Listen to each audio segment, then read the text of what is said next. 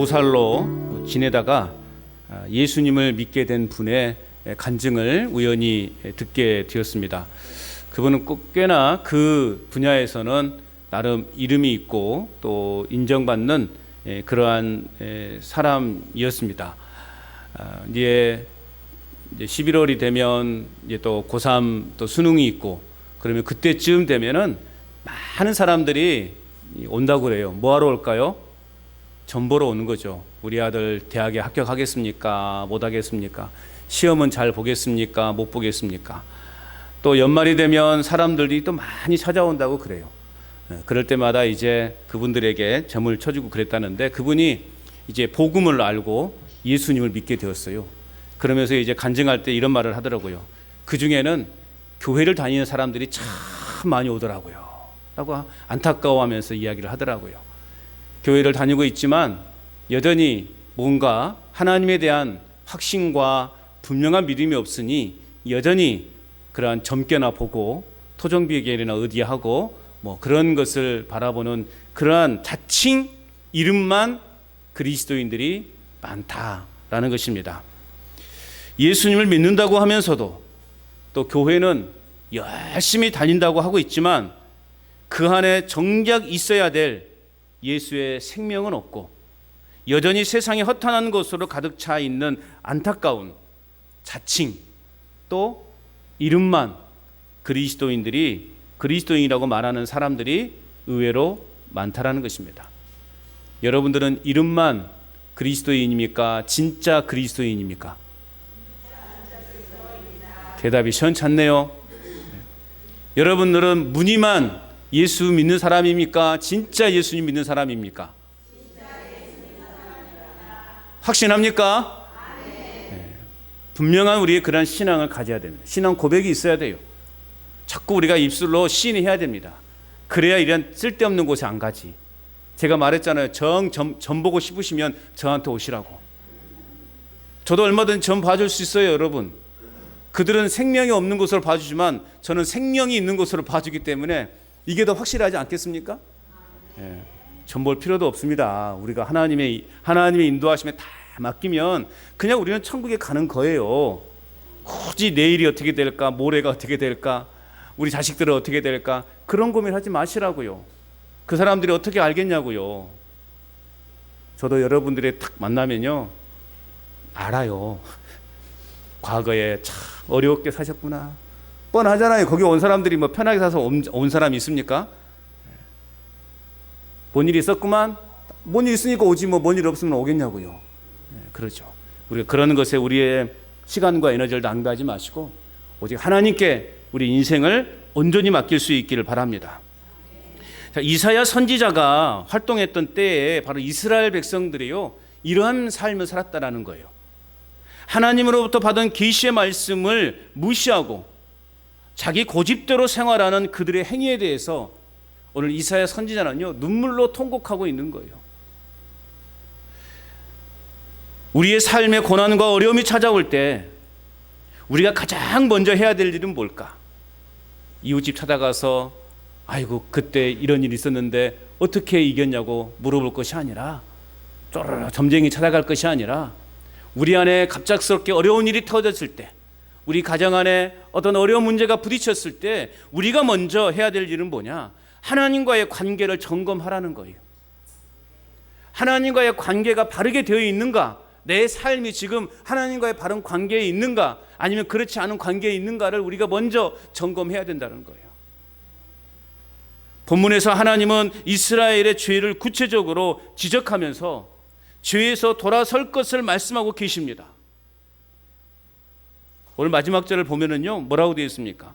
여호와께서 맹렬한 진노와 전쟁의 위력을 이스라엘에게 쏟아 부으심에 그 사방에서 불타오르나 깨닫지 못하며 몸이 타나 마음에 두지 아니하는도다. 이게 이스라엘 백성들의 현 주소예요. 어쩌면 우리의 현 주소가 아닌가 생각되어져요.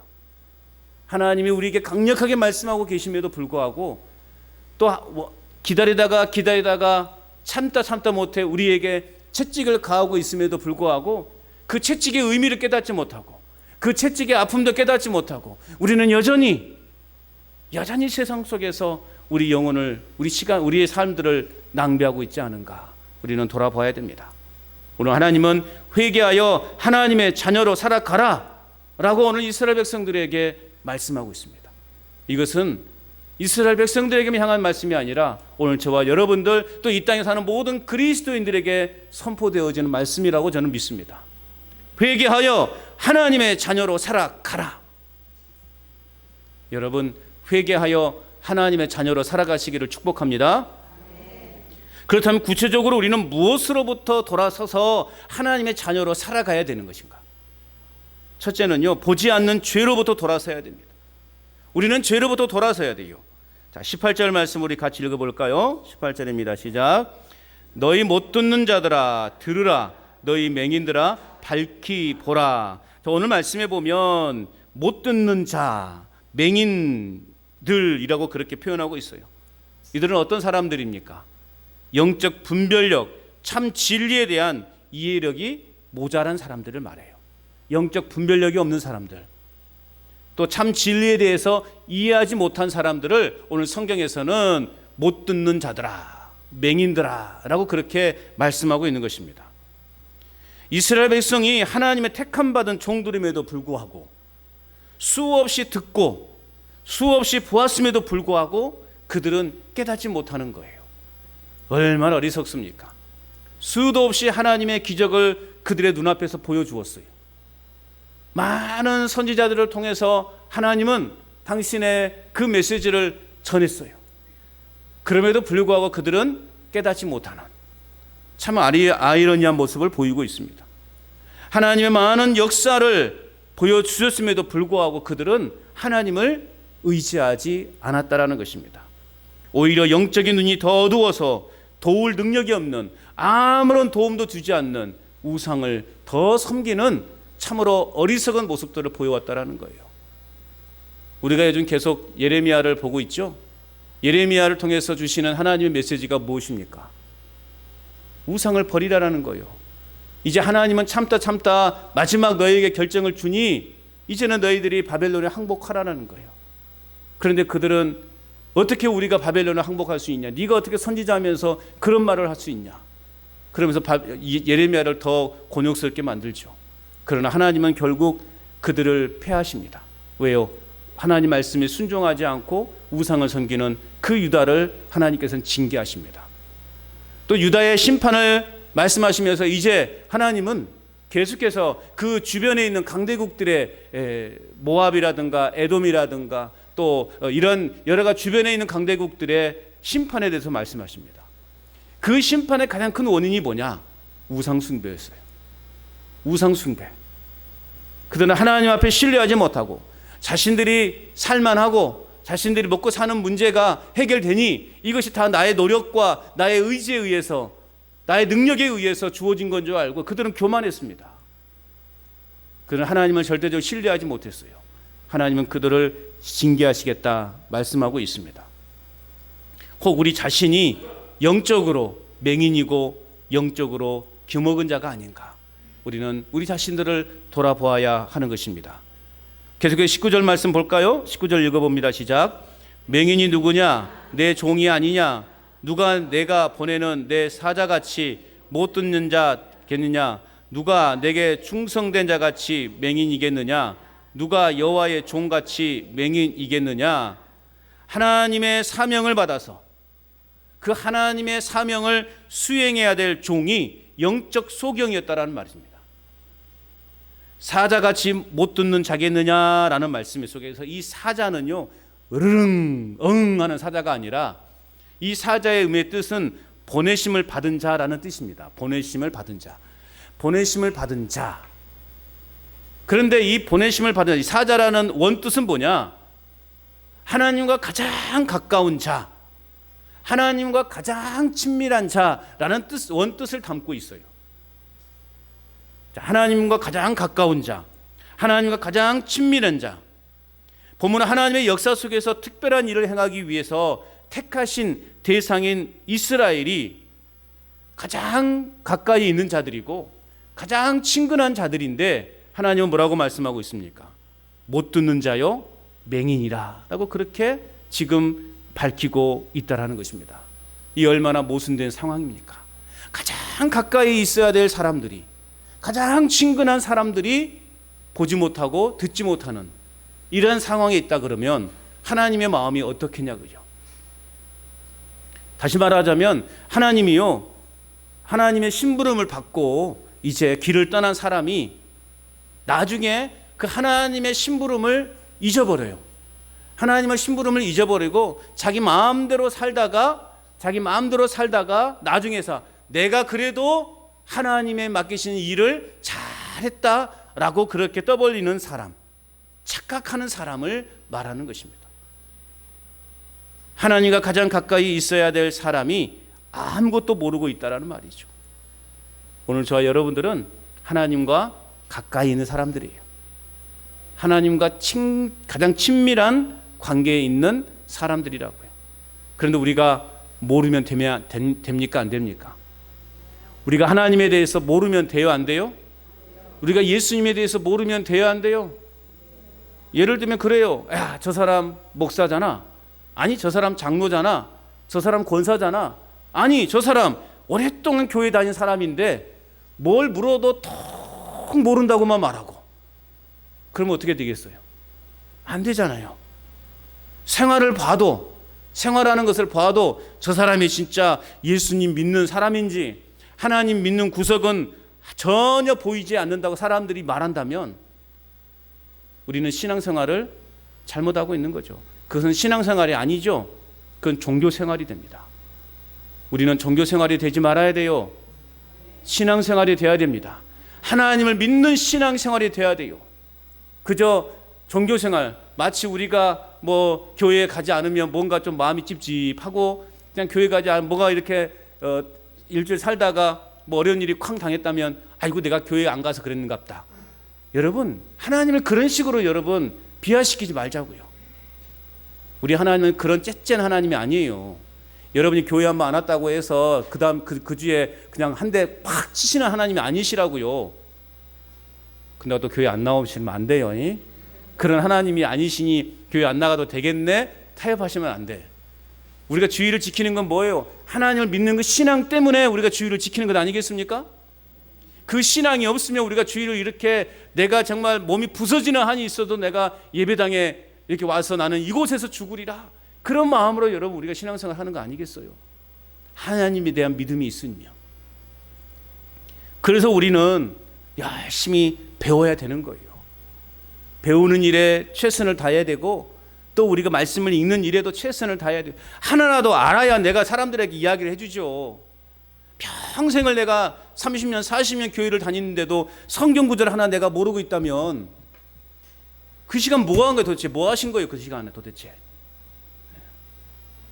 우리가 어떤 형식으로만 내가 믿음 생활 잘한 것으로 보이지 마시고 하나님 우리의 내면을 보시는 분이에요. 우리의 속마음이 어떤 마음을 갖고 살아가는가?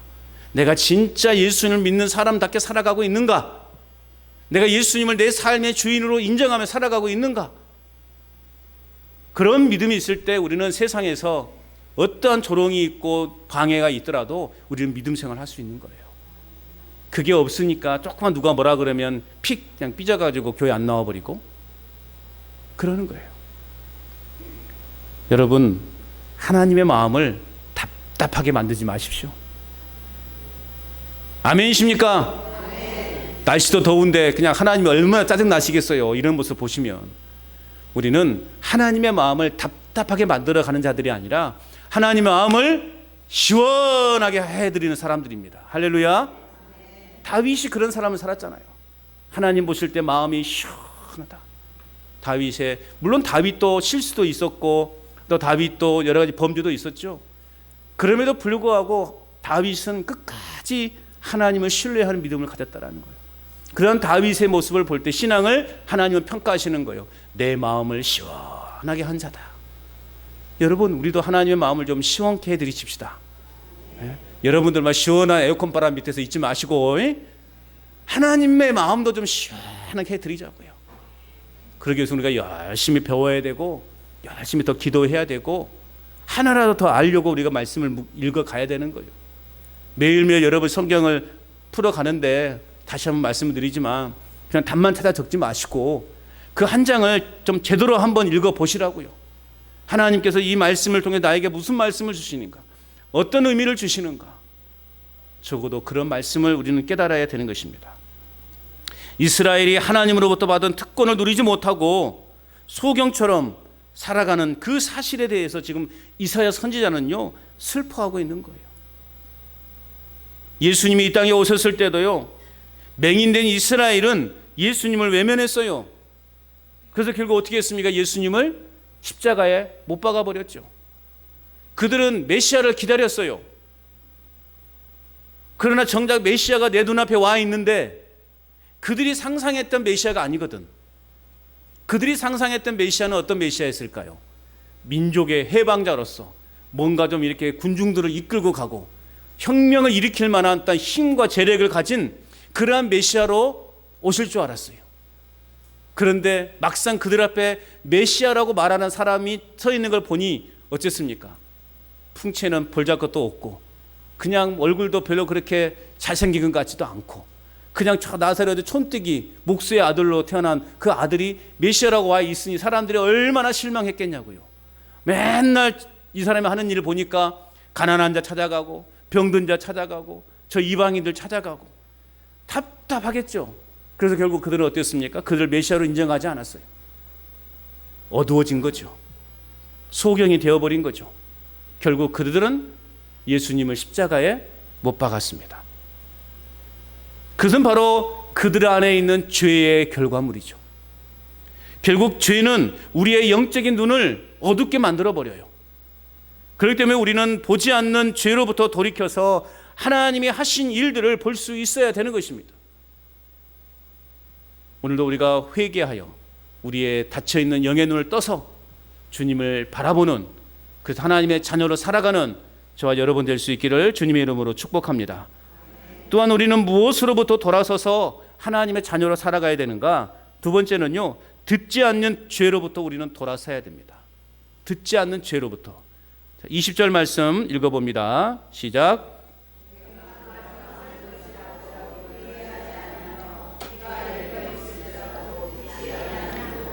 자, 여기 보면 내가 많은 것을 볼지라도, 많은 것이라는 건 뭐예요?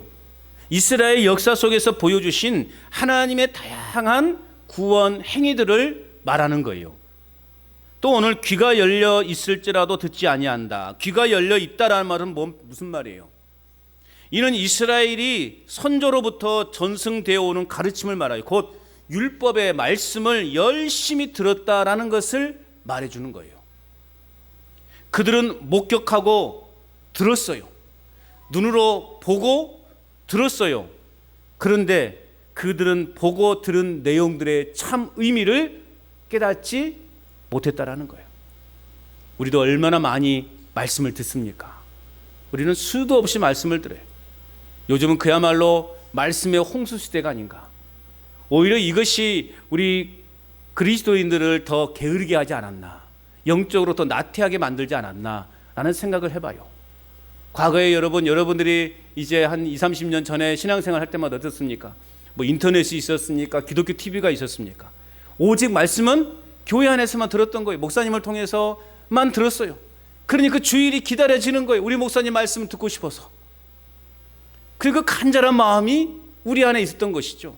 그러니 성령의 그런 뜨거운 열정들이 막 불타오르게 된 거예요. 새벽에도 나와서 말씀을 듣고, 수요일에도 나와서 말씀을 듣고, 주일날 나와서 말씀을 들으면서, 그러면서 여러분의 그들의 마음속에 성령의 불이 막 뜨겁게 오르면서 우리 한국교회가 급속도로 성장해 왔다라는 거죠. 그런데 이제 매체가 발달하면서 기독교 TV가 나오죠. 요즘은 인터넷을 통해서 내가 원하는 목사님의 설교, 또 내가 원하는 주제의 설교 얼마든지 들을 수가 있어요. 그러니까 이제는 우리 간전제일교회에서 듣는 말씀에 대한 그 기대감들이 사라지게 되는 거예요. 저도 맞다고 그렇게 사인을 해준 AI가, 이 AI 시대예요 요즘. 여러분들의 마음은 어떻습니까? 홍수 시대에 말씀에 대한 그 갈급함이 사라져 버렸어요. 그러니 신앙이 어떻게 되겠냐고요. 듣는 것은 너무 많이 들어요. 그러니까 머리는 그냥 이따만해진 거예요. 가슴은 냉랭해지고. 그러니까 여러분 어떻습니까? 교회 와서 맨날 헛소리나 했었고, 그냥 교회 와가지고 서로 다툼이나 일으키려고 그랬었고, 대적하고 분열시키는 그러한 결과가 나타나는 거예요. 세상 속에서도 아무런 영향을 끼치지 못해요. 여러분, 듣는 것이 물론 중요하죠. 그러나 그 듣는 것이 내 삶 속으로 드러날 때 그게 진짜 말씀이 되는 것입니다. 여러분, 말씀을 더 사모하시기를 바랍니다. 하나님께서는 하나님의 자녀의 특권을 누리지 못하고 사명을 감당하지 못한 그들을 깨우치기 위해서 어떤 처방을 내리시나 그들을 그 자신들의 땅에서 추방시켜버려요. 포로로 사로잡혀 가게 만들어 버리신다는 거예요. 그러나 영적으로 무지한 상태에 있었던 이스라엘은요, 그렇게 귀양 살이를 통해서도 깨닫지 못하는 거예요. 그들은 하나님의 징계의 의미에 대해서 전혀 깨닫지 못하는 거예요. 하나님은 그러한 이스라엘을 어떻게 될까?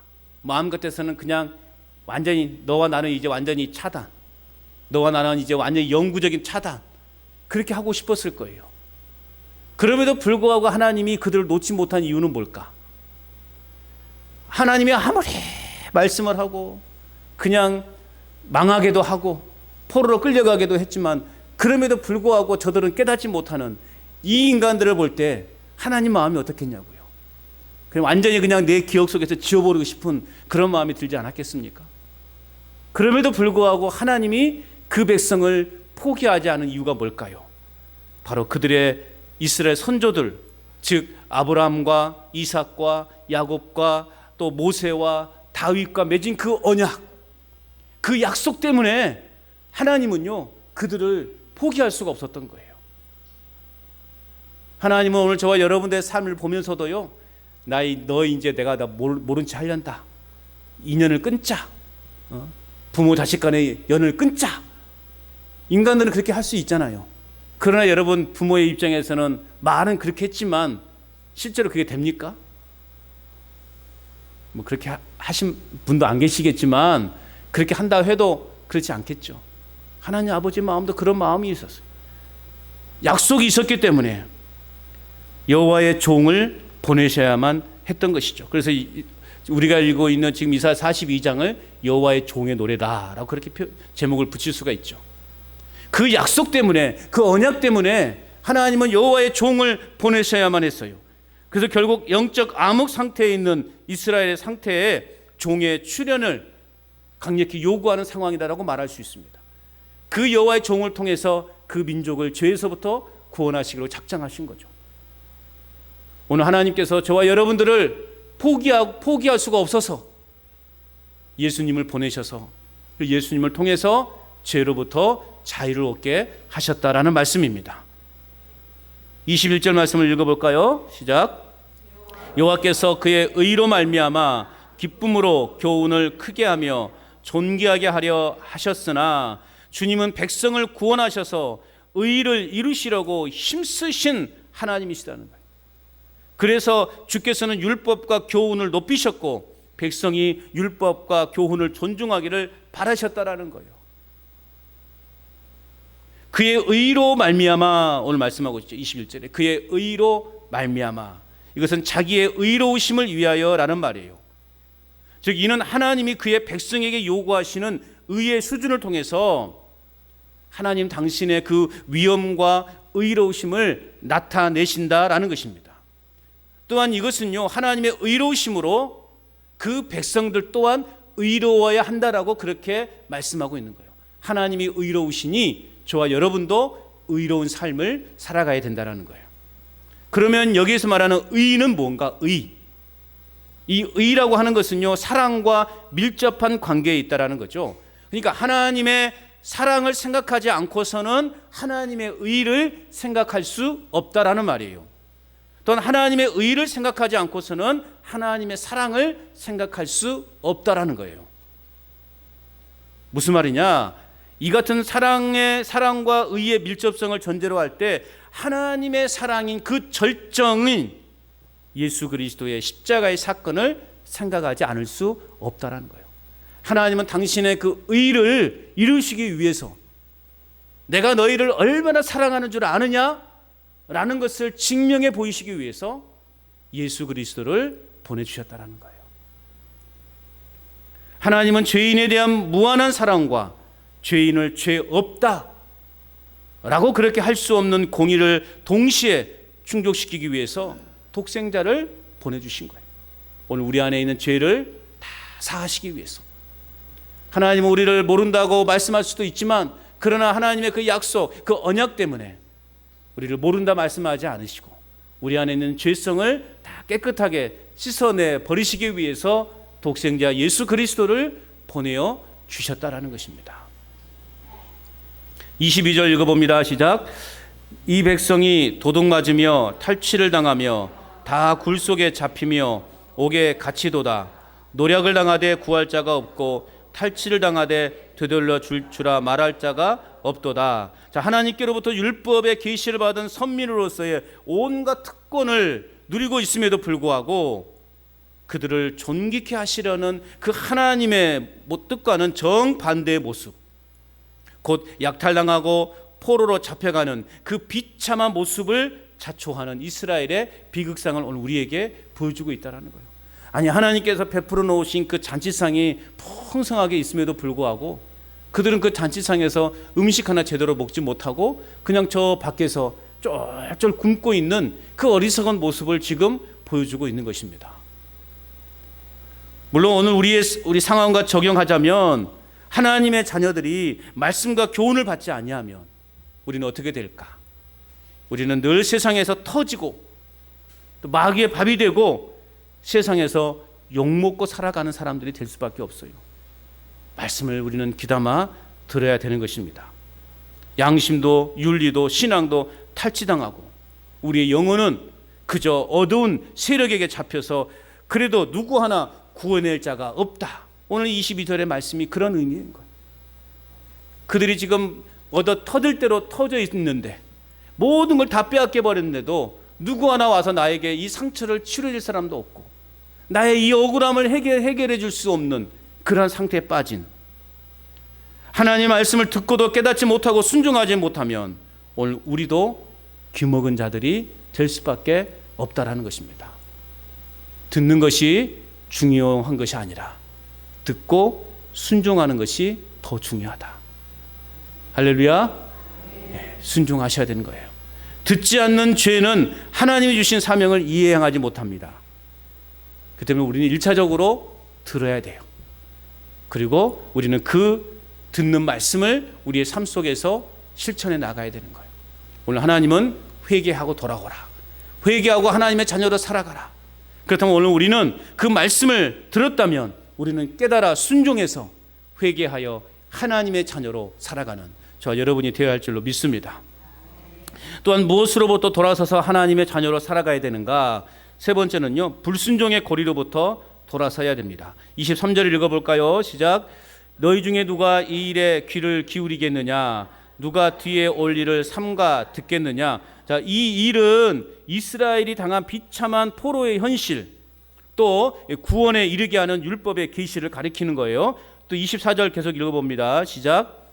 야곱이 약탈자에게 넘기신 자가 누구냐? 여호와가 아니시냐? 우리가 그에게 범죄하였도다. 그들이 그의 길로 다니기를 원하지 아니하며 그의 교훈을 순종하지 아니하였도다. 자, 이스라엘을요 약탈자에게 넘겨준 자가 누구냐 이거죠. 이스라엘을 약탈자에게 넘겨준 자가 누구예요?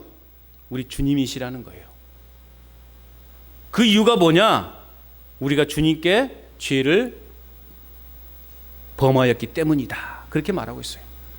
하나님이 오죽했으면 그 이스라엘 당신의 택한 백성들을 이방의 손에 넘겨주시겠냐고요.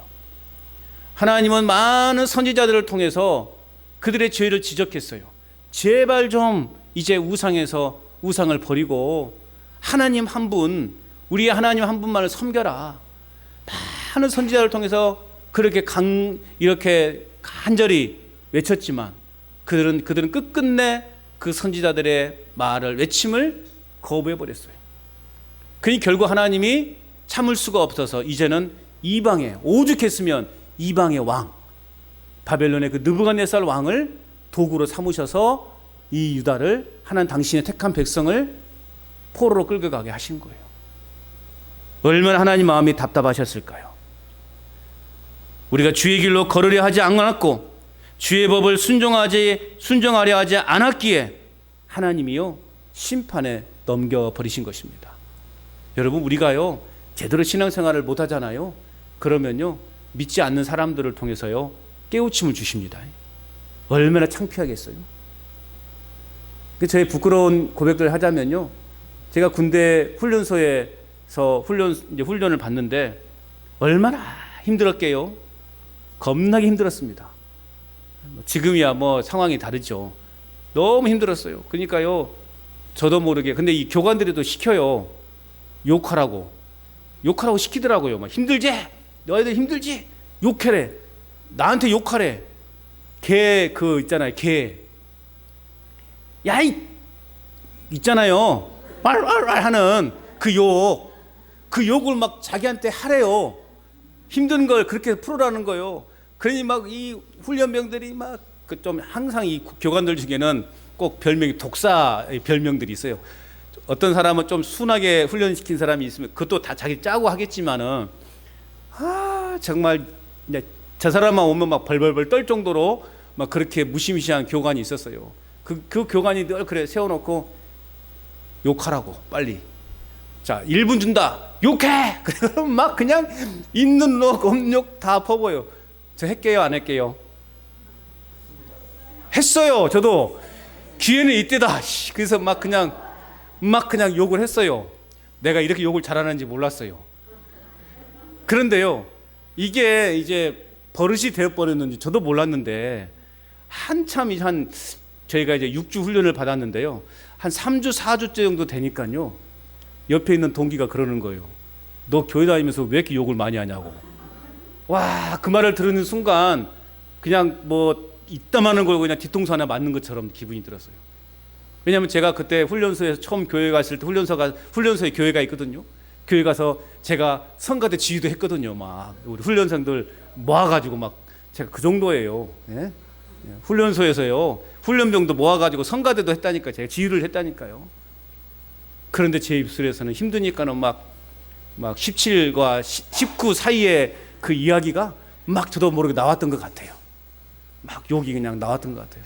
얼마나 창피했는지 몰라요. 제가 제대로 신앙생활을 안 하니까요 믿지 않는 사람들을 통해서 이런 쪽팔림을 쪽팔리더라고요. 한마디로 말하니까 쪽팔리더라고요. 적어도 우리는 쪽팔림을 당하지 마십시다. 우리가요 세상 속에서 제대로 신앙생활을 못하면 안 믿는 사람들한테 이런 쪽팔림을 당한다니까요. 그래서 제가 결심을 했습니다. 난 제대할 때까지 절대 욕하지 않으리라. 하나님이 오죽했으면 이방에 그 왕을 세워서 도구로 삼으셔서 하나님 당신의 택한 백성들을 징계하게 하셨을까요? 창피한 일이에요. 이것은 쪽팔리는 일이라고요. 여러분, 세상에서 우리가 적어도 그리스도인이라면 쪽팔림은 당하지 마십시다. 우리가 안 믿는 사람들을 이끌고 가야지. 그들한테 이런 좋지 않은 소리 들으면 어떻게 되겠냐고요. 그들의 형편이 어떤 거 보십시다. 25절 보십시다. 25절 시작. 그러므로 여호와께서 맹렬한 진노와 전쟁의 위력을 이스라엘에게 쏟아 부으심에 그 사방에서 불타오르나 깨닫지 못하며 몸이 타나 마음이 두지 아니하는.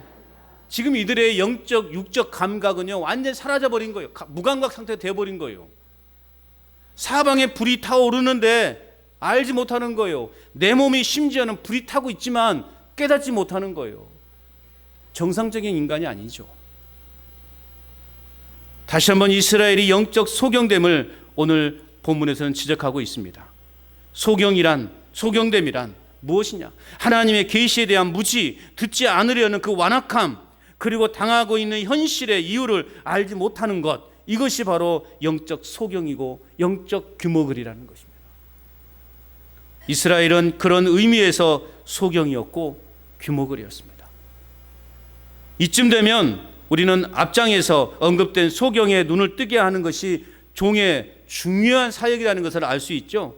여러분 성경책을 펴고 계시면 42장 7절 말씀을 한번 볼까요? 성경책을 펴고 계신 분들은 이사야 42장 7절, 오늘 본문 7절 같이 읽어봅니다. 시작. 내가 눈먼 자들의 눈을 밝히며 갇힌 자를 감옥에서 이끌어내며 흑암에 앉은 자를 감방에서 나오게 하리라. 아멘. 이것이 여호와의 종의 아주 귀한 사역임을, 왜 하나님께서 이렇게 말씀하셨느냐, 이런 이유 때문에 그런 거예요. 이 여호와의 종의 사역이 뭐냐? 눈먼 자를 눈을 뜨게 하는 것이고, 귀먹은 자가 들리게 하는 것이고, 이것이 여호와의 종 메시아의 궁극적인 사역인 것을 오늘 우리에게 보여주고 있는 것입니다. 이것은 곧 오늘 저와 여러분들의 사역이 되어야 되는 거예요. 하나님과 가까이 있는 자, 하나님과 친밀한 관계에 있는 우리가 영적인 소경이 되어 있는 우리의 이웃, 또 귀머거리가 되어 있는 우리의 이웃들의 눈과 귀를 뜨게 하는 것이 오늘 궁극적으로 우리의 사명이라는 것을 우리는 깨달아야 하는 것입니다. 그래서 오늘 본문은 1차적으로 하나님의 거듭되는 경고에도 불구하고 끝내 회개하지 않은 그 귀머거리 같고 소경 같은 유다를 향한 징벌에 대한 선언이지만, 2차적으로는 오고 오는 모든 세대의 완악한 자들에 대한 경고라고 말할 수 있습니다. 오늘 이 시대에 내가 교회를 다니고 있다라고 하지만 여전히 그 완악함 가운데 있는 자들을 향한 경고의 메시지다라는 것을 우리는 받아들여야 됩니다. 하나님은 오래 참으시며 회개하는 자를 기다리십니다. 여러분, 우리의 잘못을, 우리의 연약함을 고백하고 하나님 앞에 회개하여 하나님의 거룩한 자녀의 삶을 살아가야 할 줄로 믿습니다. 불순종의 고리로부터 우리는 돌아서야 돼요. 여전히 내 안에 하나님보다 더 소중하게 여기고 있는 그 무엇이 다 성경에서 말하는 우상이 되는 거예요. 그 죄의 고리에서, 불순종의 고리로부터 우리는 돌아서서 하나님의 거룩한 자녀의 삶을 살아갈 수 있어야 할 것입니다. 여러분, 지금은 회개하고 신앙생활을 열심히 한다고 해서 여러분 우리를 옥에 가두거나 뭐 이렇게 죽음에 이르게 하는 그런 시대가 아니잖아요. 일제시대나 뭐 로마 시대 때처럼 예수님 믿는다고 해서 막 그냥 핍박하고 감옥에 가두고 막 처참하게 죽임을 당하게 하는 그런 시대는 아니잖아요. 얼마나 좋은 시대가 되었습니까? 좋은 환경에 처해 있으면서도 오히려 방만해져 자그마한 세상 욕심 때문에 신앙 양심을 팔아넘기는 참 안타까운 모습을 볼 수 있습니다. 우리는 적어도 아까도 말씀드렸지만 쪽팔림을 당하지 마시고 비겁해지지 마십시다. 당당하십시다. 예수 믿는 사람답게. 천국 보화보다 더 큰 것이 어디 있냐고요. 그 몇 푼 안 되는 것 때문에 내 신앙 양심을 팔아먹고, 그 몇 푼 안 되는 것 때문에 내 신앙과 바꿔버리는 그런 비겁하고 쪽팔린 삶을 살지 말자고요. 우리는 순교자들의 신앙을 본보다 영적 무기력과 그 무감각한 상태에서 깨어나야 하는 것입니다. 깨어나십시오. 옆 사람 찍으면서 깨어나라고. 깨어나라고 좀. 예? 깨어나셔야 돼요. 깨어나야만 쪽팔림을 당하지 않을 수 있어요. 깨어 있어야만 우리는 여러분 비겁한 삶을 살지 않을 수 있는 것입니다. 우리의 연약함과 죄악을 회개하여 하나님의 온전한 자녀로 살아가되 하나님의 자녀가 받아 누릴 수 있는 그 모든 축복과 은혜를 우리의 일상의 삶에서 마음껏 누리며 살아가는 복된 인생들이 되시길